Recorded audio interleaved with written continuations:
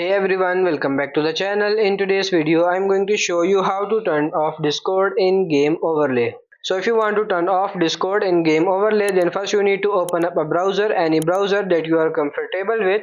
I'm using Google Chrome here. You need to go to the search and you need to search for discord.com or Discord login, and you need to log into your account.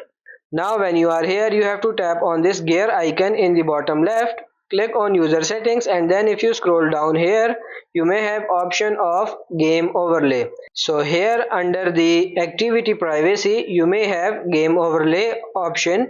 You can simply go for the game overlay, and once you click on game overlay, you will be able to see the avatar size or the display names or the display users. So to turn off your Discord in game overlay, you will have an option of enable in game overlay, which will be here on the upper side of your screen. Your game overlay will be turned on. If you again toggle that, then your game overlay will be turned off. So you just have to toggle this off and you are good to go. So that's pretty much it for this video. I hope this video was helpful. If it is, like it and subscribe to the channel. Thank you.